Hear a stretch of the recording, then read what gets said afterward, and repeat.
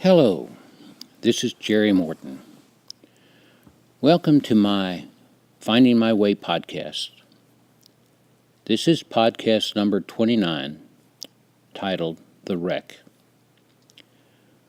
The Wreck is a story from my adult years. The collection of stories I have written and am reading to you cover many subcultures in our country that I have interacted with from my childhood to my adult and senior years.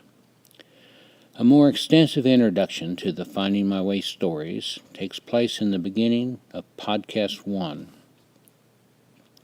Regardless of which podcast you are listening to, you will find the story both entertaining and worthy of your reflective thoughts concerning its contents.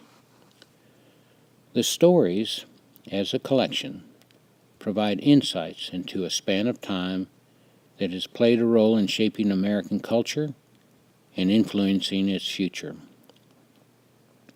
The stories provide you with a sense of admiration for the culture's collective courage and our country's commitment to justice and its optimistic willingness to address new challenges. The Wreck. It was a brisk spring morning. The drive into Knoxville, Tennessee was pleasant.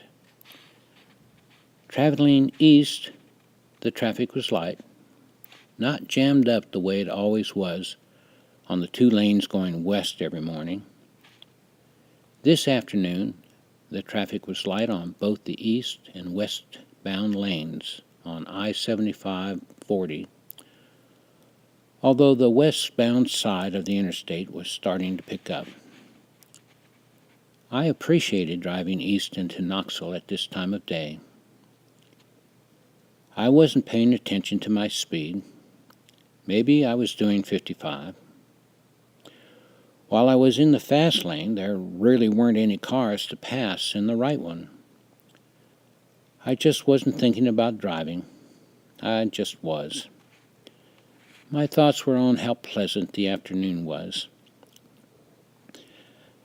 I just needed to meet some faculty members at the university. They were old friends. We had arranged the meeting about 2 weeks ago. It's always hard to match up with busy people. I was going to arrive a little early, then it was just 7 miles to home. I'd get home sooner than usual. That's always nice. Looking ahead, it wasn't right. What I saw wasn't right. About 4 miles ahead, the westbound lane, there was a cloud of smoke. It was right at the end of the paper mill overpass bridge. The smoke was bluish white. Instinctively, I began slowing down. There was a car across the grass median on the left going west. After that, there were no westbound cars. There seemed to be a traffic jam behind the blue smoke. The cars were moving, but they were behind the smoke. No one passed the smoke. There was this big space between the car that had just passed on my left side going west and the smoke. I slowed even more to make sense of it. A car sped past me on the right. It just went on by. Glancing into the rearview mirror, I saw that a few cars behind me were slowing too. The blue smoke moved beyond the bridge. As it did, a tractor-trailer truck moved with it. The 18-wheeler was moving pretty fast. The traffic to the rear of it slowed. The traffic jam was thick. Why didn't anyone pass the truck? It was in the fast lane. The lane to the right and in front of the truck was clear. Why didn't they pass? My eyes saw it all. My mind couldn't make sense of it. I continued to slow down as the mass came towards me. The blue smoke was in front of the 18-wheeler. My God, there's a car pinned against the front of the tractor-trailer. The blue-white smoke is from his tires. The car's tires are sliding across the road, burning with the friction of being erased. Maybe some of the smoke is coming from the semi-tires. I can't tell. They are moving fast towards me. I am barely moving.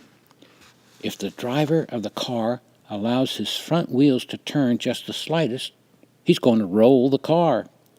He's dead. He has to hold those wheels steady. If the trucker puts too much pressure on his brakes and ends up bumping the car will roll. Both drivers have to do this perfectly, or the passenger car driver is dead.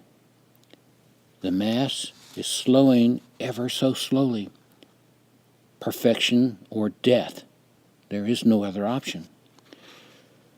I'm about at a stop when it hits me. If the car rolls, it will go into the grass median, down its little dip, and then right up the slope into my lane. I will be part of the wreck. This thought brings my car to a stop. I stop right there in the fast lane on the interstate going east to downtown. I come to a complete stop.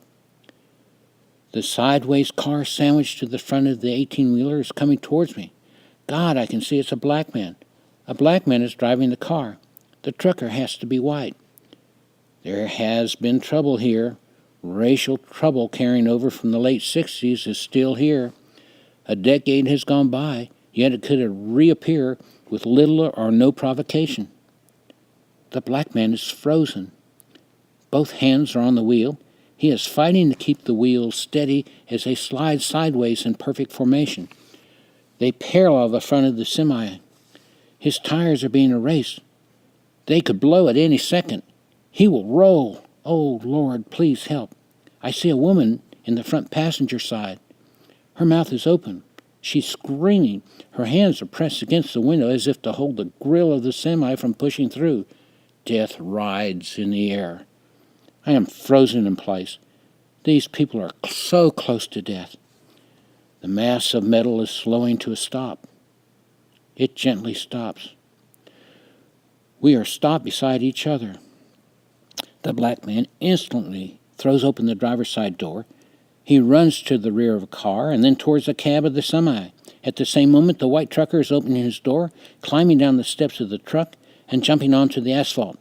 Then he's running towards the driver. Oh, no, I don't want a confrontation. This could be a disaster on top of a miracle. The two men rush towards each other. They collide into each other's arms. They embrace each other. They rock in each other's arms. Wiping tears from my face, I drive by them. There's a meeting to attend.